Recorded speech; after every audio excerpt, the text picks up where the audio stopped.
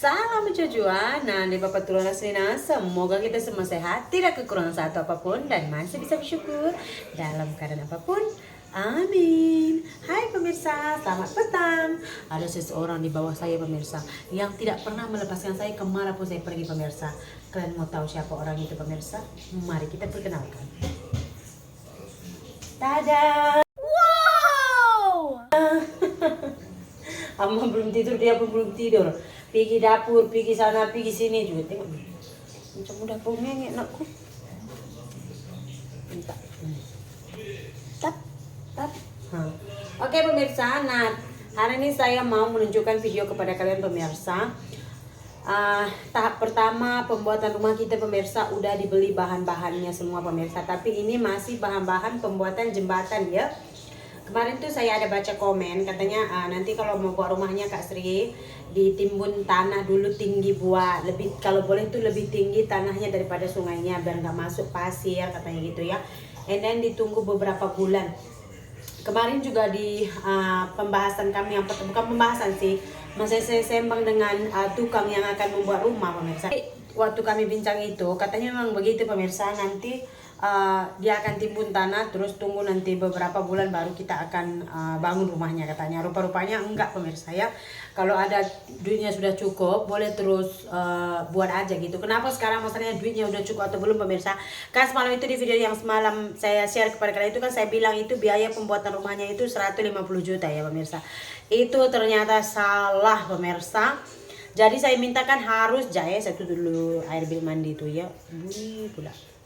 Nah jadi rumah yang saya buat itu konsepnya kan modern minimalis ya. Modern minimalis, dia tuh minimalis, simple aja, tapi dia bernuansa yang modern gitu pemirsa. Jadi dia panggil lah arsiteknya dari Medan gitu pemirsa. Karena kalau kalian lihat macam gambar yang saya tunjukkan itu kan bilik mandinya juga saya nggak pintu seperti bilik mandi saya seperti ini ya pemirsa. Dia pintunya nanti nggak seperti ini, dia main tolak gitu. Kalau saya pernah itu menginap di hotel di Pangkor, bilik mandinya itu dia ditolak gitu, cermin gitu pemirsa. And then tempat mandi dengan tandas itu kan asing ya, nggak bersatu. Kalau ini kan bersatu gitu. Udah gitu dapur saya juga dia konsepnya itu agak modern gitu pemirsa. Makanya dia suruh juga saya pilih dapur yang mana saya ada 3 pilihan semalam dibagikan kepada saya pemirsa. Jadi kalau sesuai seperti gambar yang saya minta ini, itu katanya memakan biaya itu sekitar 300 jutaan. Pokoknya disuruhnya saya menyediakan duit itu 300 juta atau sekitar 100.000 ringgit duit Malaysia pemirsa.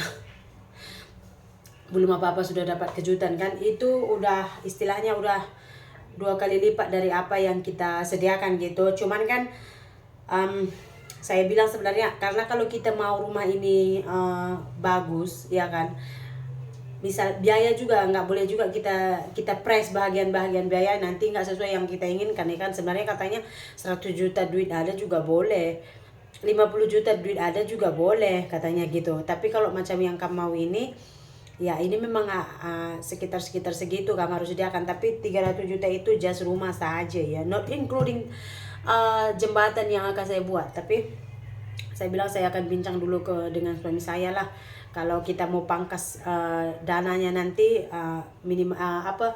macam mana rumah yang akan kita inginkan ya kan. Kalau misalnya karena saya tidak mau dia seperti ini, kita itu membuat rumah udah gitu kita buat besar-besar, tiba-tiba dana kita habis gitu,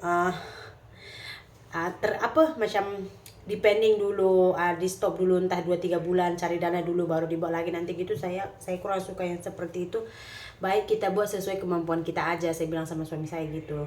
Nanti kalau ada lagi misalnya saya rasa terlalu mahal dan kita tidak bisa menjangkau biayanya, itu kalau ada perubahan lagi nanti saya akan share lagi kepada kalian. Kenapa saya share ini pemirsa? Karena saya itu sangat-sangat excited sekali membuat rumah ini gitu.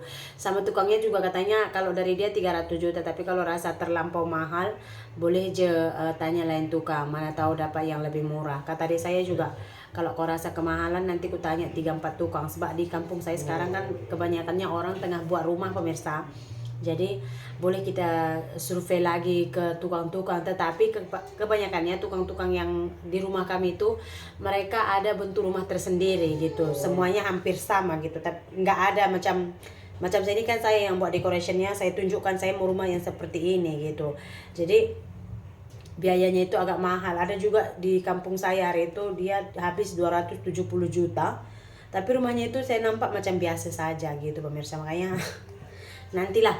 Dan ini bahan-bahannya juga udah datang kemarin. Ini pembuatan jembatannya ya. Ini kemarin katanya dia kita udah serahkan duit 10 juta dari 18.500.000 yang dia minta. Kita sudah baik kepada tukang 10 juta dan mereka juga udah pergi ke Panglong. Kalau orang Indonesia bilang Panglong, kalau di sini bilang hardware, udah beli barang semua pemirsa. Sebenarnya boleh juga kita ambil pemborong, tapi macam tukangnya aja, tukangnya untuk ongkos membuat saja gitu. Selebihnya kita yang belanja. Kenapa kita serahkan 100% kepada tukang? Karena saya pikir seperti ini pemirsa. Kalau misalkan saya bagi duit upah saja kepada tukang, tapi yang belanja semua saya gitu, kita nggak akan dapat harga yang lebih murah. Kenapa? Karena kalau tukang dia tuh udah macam udah berlangganan dengan kedai hardware ini kan, udah berlangganan karena dia misalnya dia mau buat rumah si Polan, dia belanja di sini. Nanti dia mau buat rumah si Tini, dia belanja juga di hardware ini. Nanti dia mau buat rumah si Agus, dia belanja juga di sini. Jadi mereka itu udah berlangganan. Tapi kalau macam saya ini kan, saya hanya akan beli barang di sini saat saya buat rumah gitu. Nggak mungkin saya setiap tahun juga buat rumah, kan nggak mungkin. Jadi kalau mereka ini antara tukang dengan yang kedai hardware itu udah berlangganan, sudah pasti dia akan memberikan harga yang lebih murah, betul tak pemirsa? Dan ditambah lagi itu kita tidak boleh kontrol semua karena saya tak akan pulang kampung gitu pemirsa untuk beli barang-barangnya, betul tak pemirsa? Jadinya makanya kayak gitu. Karena kemarin saya ada baca juga komen lebih bagus Kak Sri yang belanja gitu, bagi aja ongkos kepada tukangnya gitu. Jadi begitulah jawaban saya ya pemirsa. Rumah ini akan kita tinggali ya kan, jadi kita harus membuatnya itu dengan hati yang dingin, biar nanti rumah itu juga dingin rezeki banyak, sehat-sehat kita tinggal di dalam, begitu, betul tak pemirsa? Makanya saya bilang sama adik saya, tunggu saya bincang dulu dengan abangmu. Kalau nanti kita rasa kemahalan, kita ganti konsepnya lah. Kalau memang kemahalan, ikut pada dana kita lah, saya bilang sama adik saya tadi pemirsa. So jom kita tengok bahan-bahan yang sudah datang hari ini pemirsa. Nah ini ya barang duka Sri sudah datang. Ini ada papan beloti, saya rasa belotinya entah berapa papan. Ini saya hitung dulu. 1, 2, 3, 4, 5, 6, 7, 8, 9, 10, 11, 12, 13, 14, 15. Ini ada kayu kecil-kecil, tapi saya tak boleh hitung lah. Ini dia. Ini besi paling banyak. Ini ya. Barang Kak Sri sudah datang.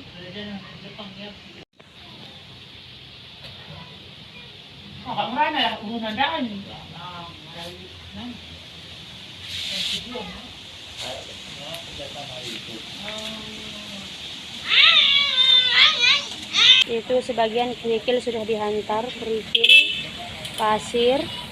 Tidak boleh letak banyak-banyak sebab dekat pasar kan.